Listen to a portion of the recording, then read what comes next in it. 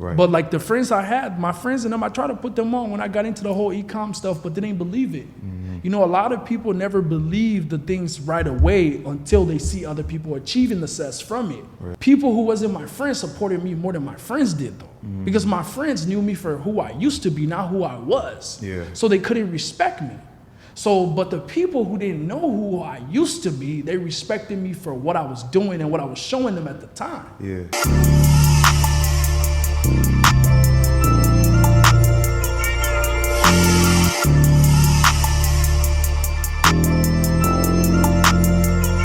Describe myself in 2 words, rich and unemployed. These stones cost 2 birds. Let it count it when she bored. Deposit hit, checks clearing, ayy, nothing void. I know that ain't my ex calling, null and void. Where we going? Money going up, money counter.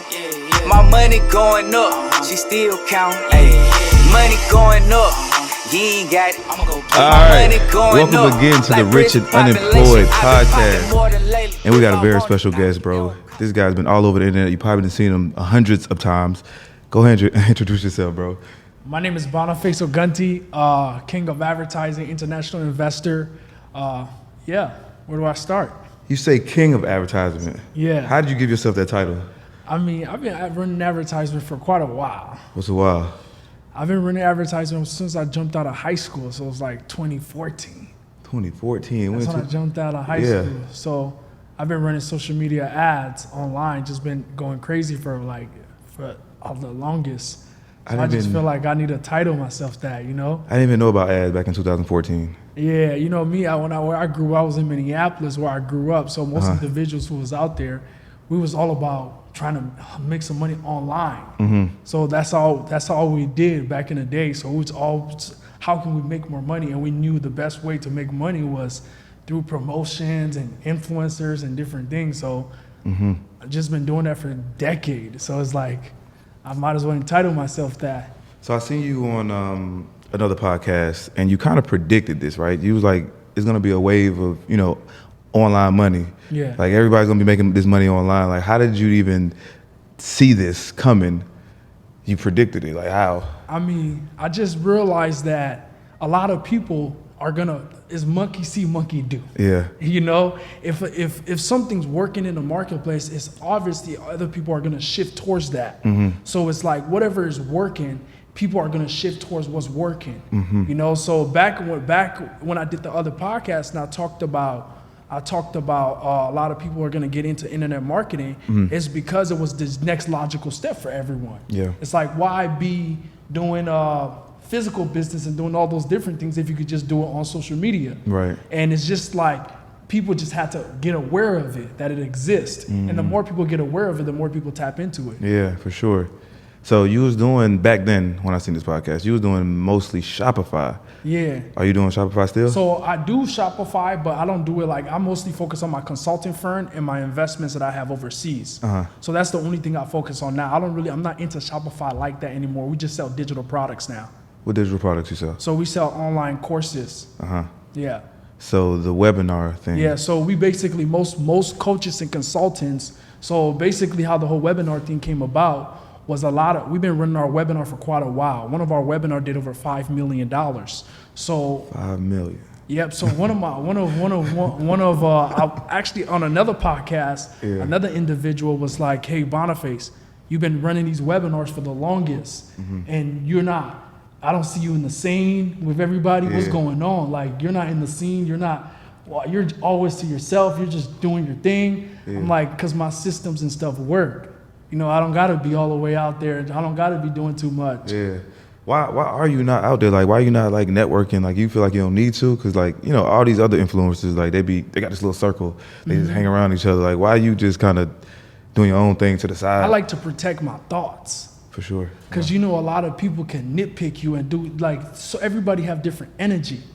You know, so you really got to protect your energy and the people you bring around you. So I kind of protect my energy, and I surround myself with just my family and just my business partners and people who work in my business, and that's about it.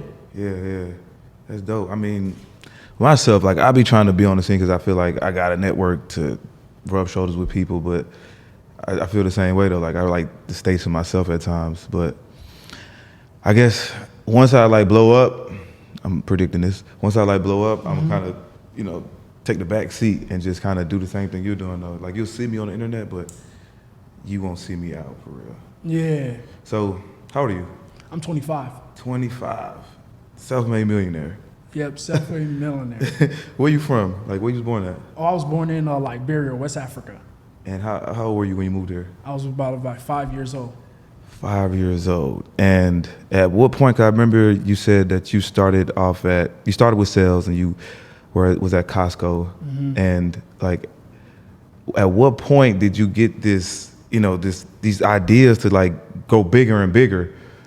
It's like I always seen a bigger version of myself. You know, we all imagine who we are. Like when you look at yourself, who are you? Yeah. Like when I look at myself, when I was younger, I looked at myself as this millionaire. Yeah. And when I was 16 years old, like I made $20,000 when I was telling David on the podcast, I was doing shoe custom. And I made $20,000 in the summer when I was 16, 17 years old. So my goal was to be a millionaire by the time I turned 21, and I accomplished that goal because that's how I envisioned myself. Yeah. So like, I just looked at myself as some bigger than me. My image of who I wasn't me. It was the image I wanted to be. That was the image of me. For sure. Well, like, how did you grow up though? Like, did you grow up poor? Yeah, I grew up in Section 8. So I grew up in Minneapolis. Wait, let's Africa first. First, I was in Africa. How was that? But I came here when I was 5 years old. So when I came here when I was about 5 years old, I went to New York. I was living in New York for like a month. Then I moved to Minneapolis. So when I was living in Minneapolis, I used to live in a place called Brooklyn Park.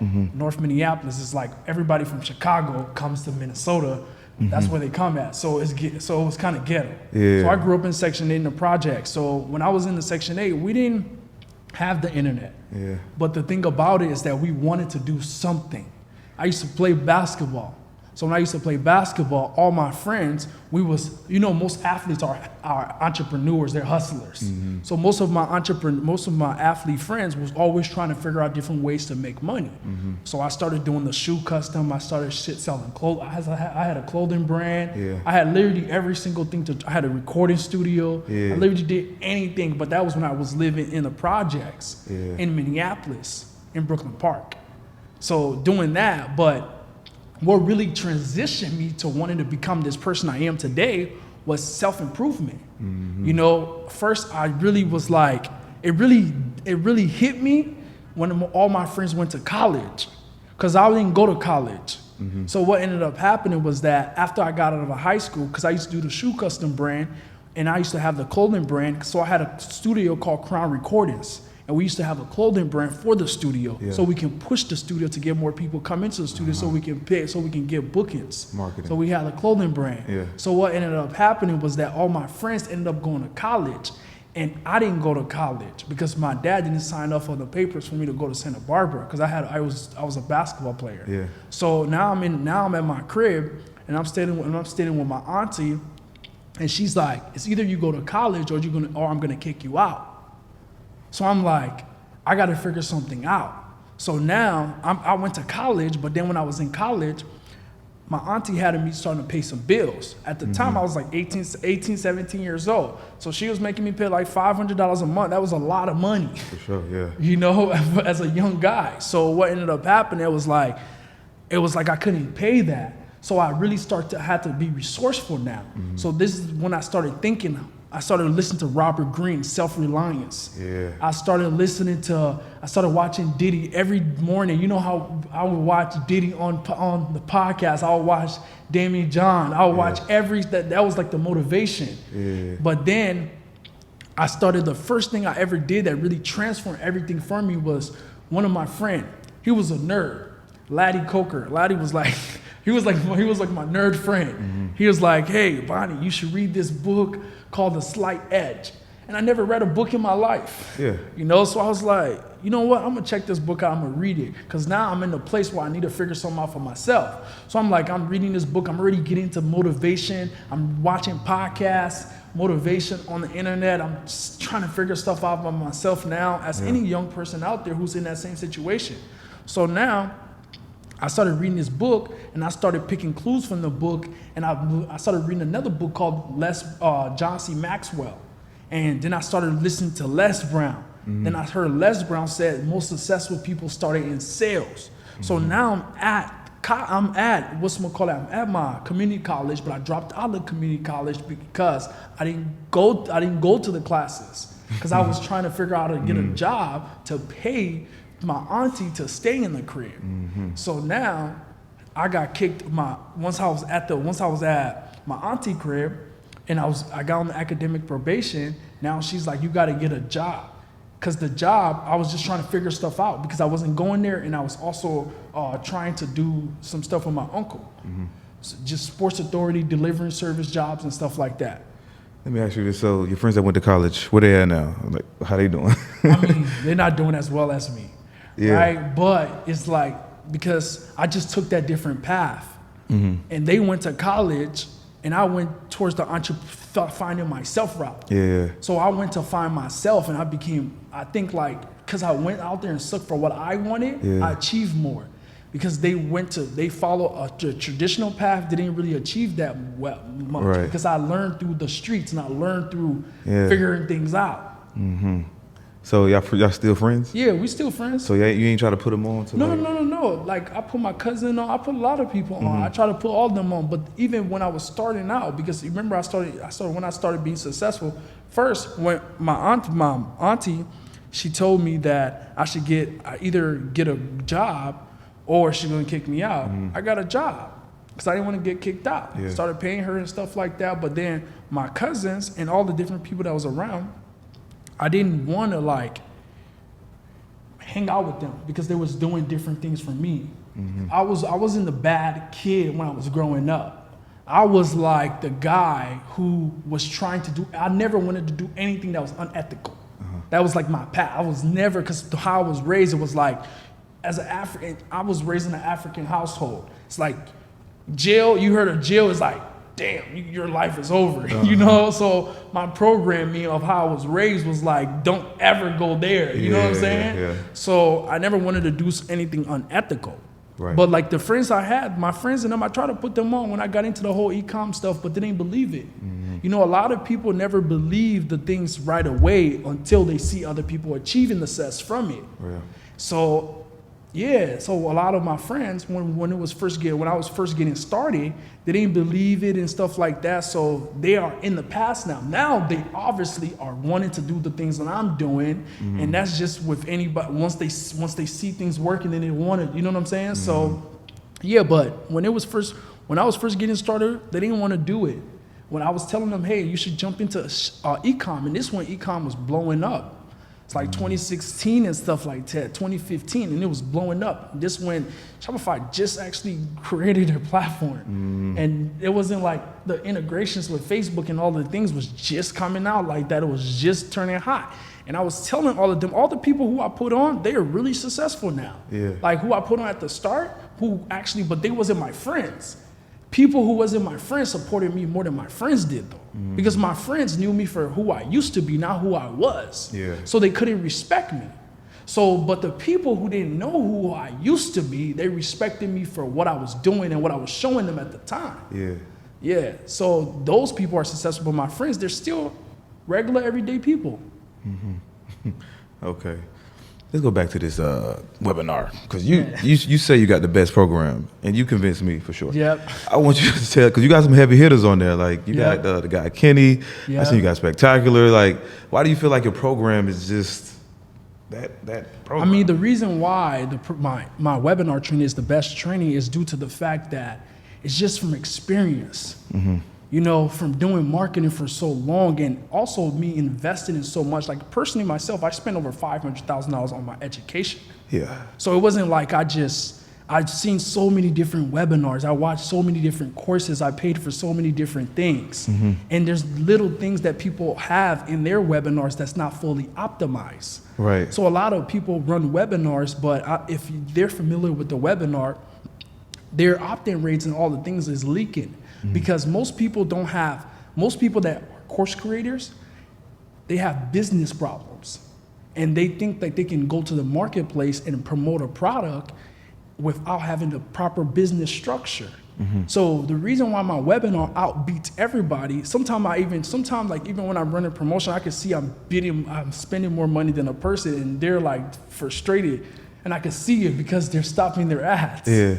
Because my business structure is better, the way I position my product, my advertisement, every single thing, the different optimization I have to do with my back-end profits, just everything that put the product together to make it actually work.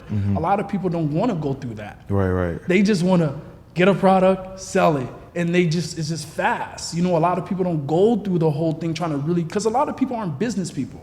You know, people just want to make money on the internet, and they're not really business people. They're not thinking about, how can I actually increase my customer value? They're not thinking about all of those things. They're not thinking about, if I'm running promotion, I'm running traffic to this landing page, is it gonna convert? What is the speed of this converting? If somebody jumps on this training, how long are they staying through the training so I can know they are converting? What optimization do I have in the background to make it work? Yeah. And a lot of people don't know that. And even like most of these individuals, like me, my company, what we really focus on is really amazing products, because that's what makes webinar works. It's because if you don't have an amazing product, your webinar is not gonna work. A lot of individuals' product are trash, and then like one of the clients that started working with us, actually he started working with us today. He was like, hey, my webinar, I tried to do the webinar thing in the past and it never worked for me. Why? It worked for 1 week, then after it stopped, like I don't know what happened. I'm like, let's see your product. What happened? How many chargebacks? How many refunds did you get? He's like, I got a refund from some guy. Okay, they're not allowing the person. There's like, if somebody buys your product, they don't use the product. They didn't use the product. The reason they bought the product didn't get served. So you got to get them to use it. There's so many different things that reason why people webinar don't work, but it's the product too that makes that too don't work. Right.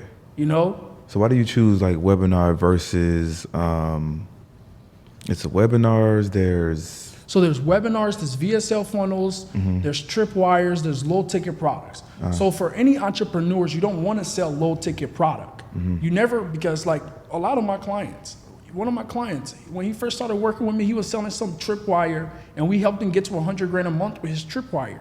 But we knew it was not gonna work that long, but because he was like so adamant, hey, this tripwire is working, just help me optimize it better so I can make it work. So we did that. But he came to the conclusion that, hey, do you wanna be a business that runs every day, or do you want be a business that runs 1 week, 1 month, then something happens, then you have to come to a different offer? You know, so a lot of people, they run businesses like that.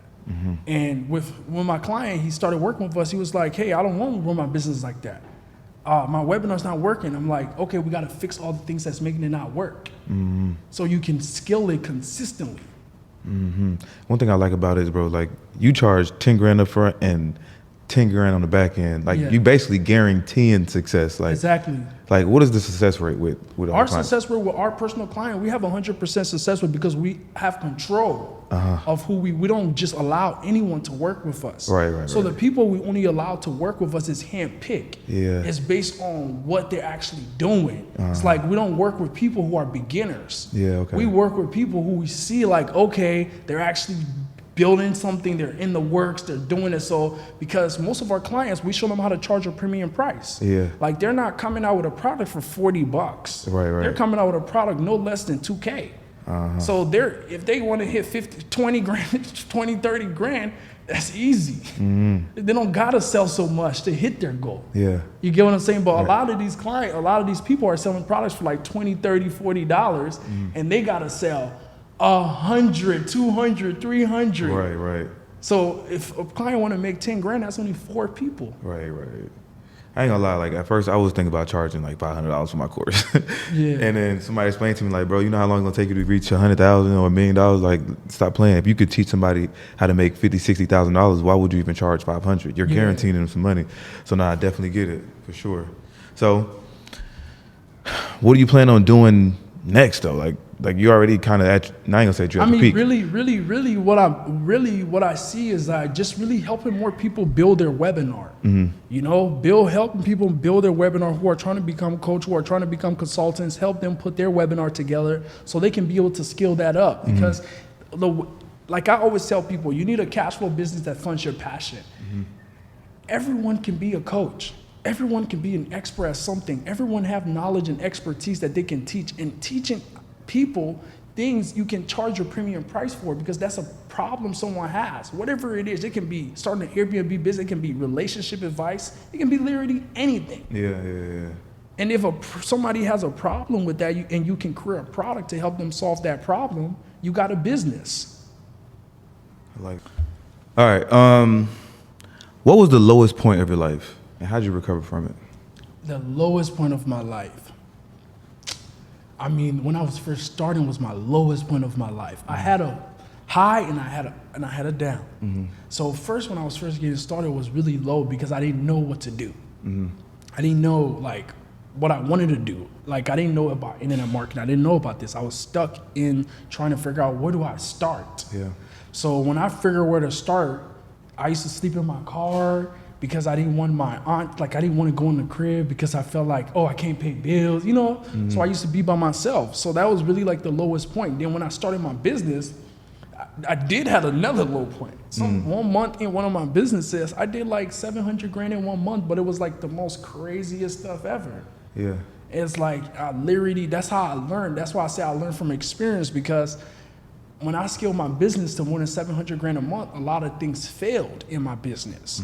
So I couldn't scale my business consistently, and they brought a lot of headaches from vendors, chargeback, refunds, and just a whole bunch of things that I had to fix, you know, that I overcame, that allowed me to really become the person I am today, because I only learned everything I learned through experience.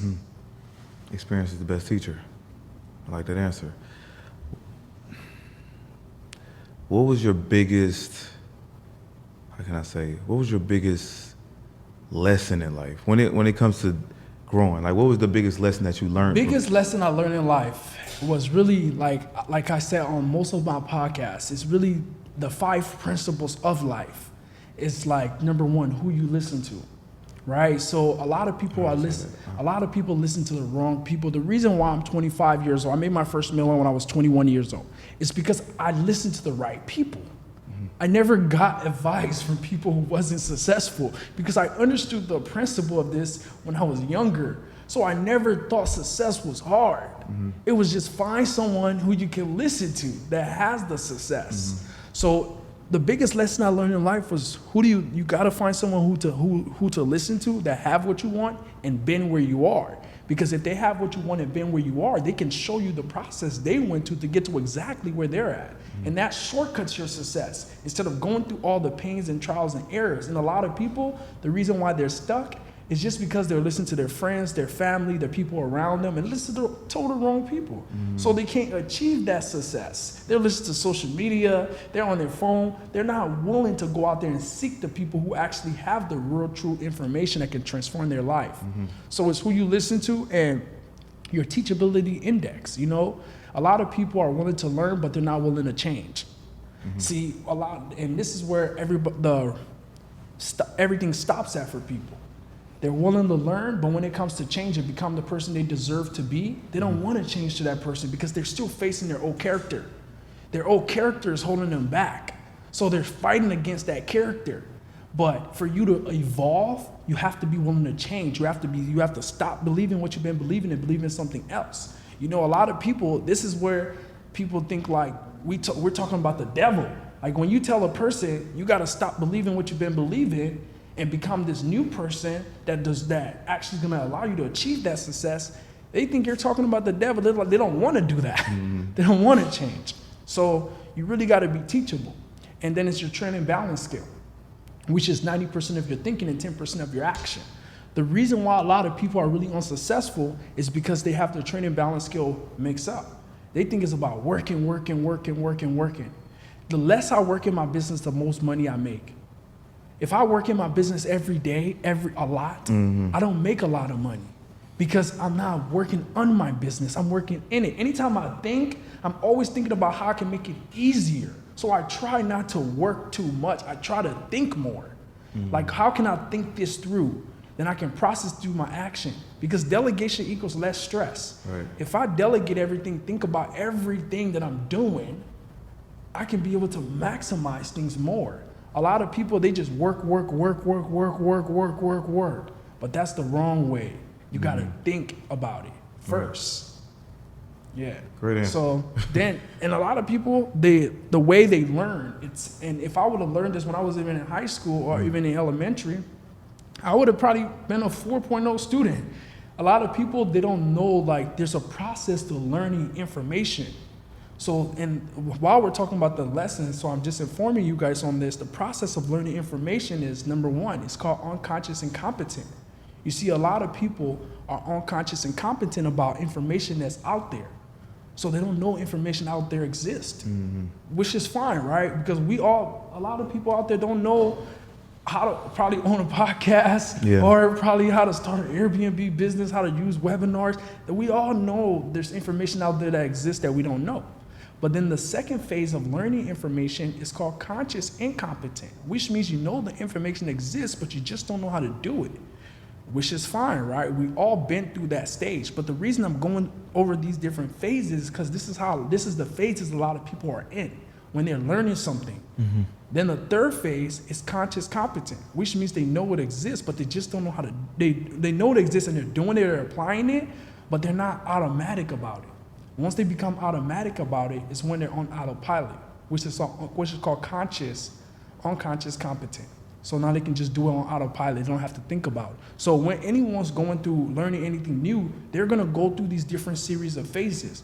So that's the most important principle I learned in my whole life, because after I learned that, I've never ever failed. I feel forward. Like if I encounter something, I don't look at it as a bad situation. I look at it, it's just an events and circumstances that I'm going to identify what I want to achieve. Yeah. So yeah, a lot of people, that's the principles that I learned over my life, because after learning that, I started realizing anything I wanted to do, like even my investments and things that I have, I really just learned the same principle I had when I was starting, when I wanted to learn how to become a great internet marketer, and I paid so many people to learn from them. I started doing that same principle with my other businesses. And now my other businesses are thriving because of my same principles that I always had. Find people who's already achieved the success. Get a mentor. So that's the most important principle I learned in my journey. And after that, nothing became hard for me. Do you still want to own Africa? I still want to own Africa. So it's crazy, because when I made that interview with David, saying, my goal, I want to own Africa, I was like, what, like 21? I'm 22, now I'm 25. And it's crazy, now I have investments overseas that I've already established now. And there's different big investments I'm doing out there as well. And I just want to make an impact. You know, I really got to the point where it really hit me after the pandemic.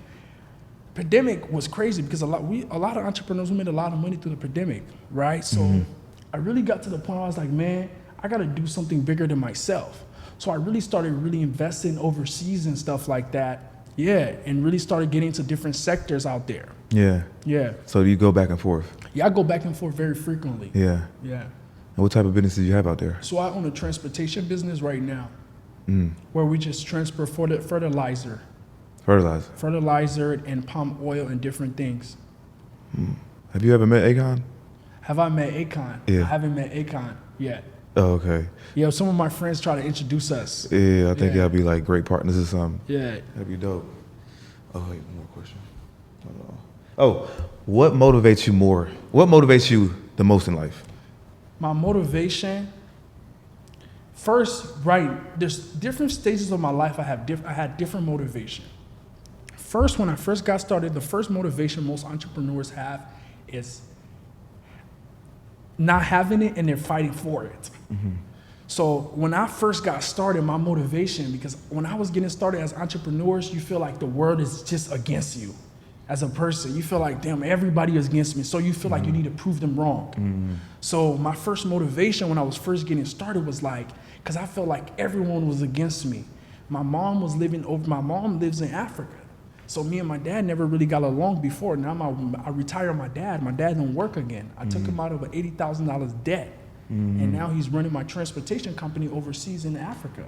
So like, but when I was getting started, I was trying to prove them wrong because me and him wasn't connected.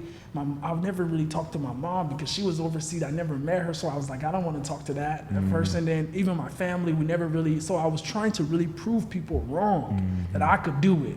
So that was like my first motivation. Then my motivation changed over the years. You know, my motivation now is really like, the reason why I really got into really investing in Africa was I want to leave a legacy for my family. I'm really like a family guy. That's how I am. Like I want to leave a legacy for my family. And when I die, my family can have something for themselves because I don't want to go through this. I don't want my family to go through the same situation I went through. Right. Yeah. So my motivation, and even for the people overseas that I want to help, even the people in the world, is just to create more opportunity for more people. Because a lot of people don't have the opportunity. So anywhere I can put my message out there, I can invest in the projects I'm investing in to help people in some shape, way, or form. I'm willing to do that. Like I don't believe in just having millions in your bank account. I don't believe that. I believe investing in people. I believe investing in more assets, building more things where people can benefit off of, not just looking at a pile of cash. That's dope, bro. So that's what you're gonna do with Africa. Yeah. I like that, bro. I think that's cool, bro. I think that was it, man. I think it was a really good interview, bro. I think you really got your point across. Yeah. I got one more question. What's that? If you don't like it, just tell me. When I type your name in on YouTube, it say your name, then scammer next to it. So this is why. So when I first started doing internet marketing, a lot of people wasn't doing internet marketing. So when I used to use this platform called Shade Room. They were one of my big platforms I used to use in about 2016, 17. A lot of people didn't believe this stuff existed. Yeah. Like you see, because they was on the conscious, unconscious, and competent stage. They didn't know you can make money with e-commerce, all of this different things. Yeah. So people think it's a scam.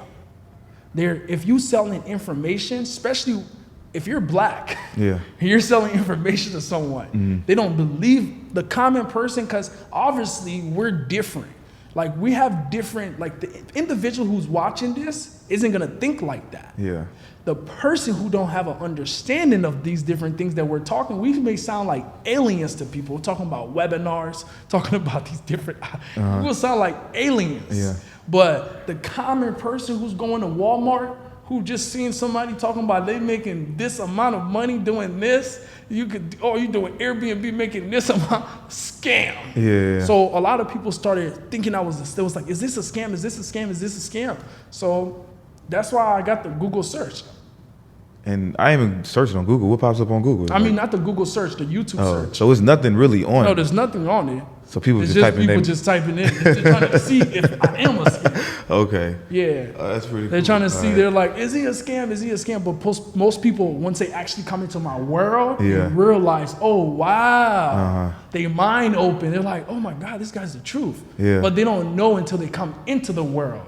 Because a lot of people don't research though. You know, they just see it from like outside. They're like, oh, this guy's an internet marketer, especially when you're young. And then you're doing things, it's like, it makes people feel like, what? How is that? That's not, it don't sound real to people. Yeah. But it comes from discipline. Let me tell you, man, this guy hit me up on IG and was like, hey, man, we need to work. I was like, what's up? So we got on a call and, man, this man sold me in like 10 minutes. I was like, bro, y'all is some great salesmen. Why I sign up at, man? 10K, let's do it, bro. But yeah, man, I appreciate you, bro, for coming through, man. Tell the people how they can tap in with you. Man, if you guys serious, if you guys trying to really create your online courses and you guys trying to really skill it up and trying to do something big with it, like really have high numbers with consistency, follow me on Instagram at I am Boniface Ogunti. I am Boniface Ogunti. You can follow me on Instagram. You can find me on YouTube at Boniface Ogunti as well. But let's work. If you're trying to scale your business up, I'm the guy. He talking about 6-7 figures, y'all. He's not playing. So yeah, I'll see my progress in a few months. Yeah. Thank y'all for tapping into the Rich and Unemployed podcast. Make sure y'all cop some merch. Make sure y'all subscribe to the channel. Leave a comment. Follow us on Instagram, whatever. And we out. Yeah. Dope. Told you I got you.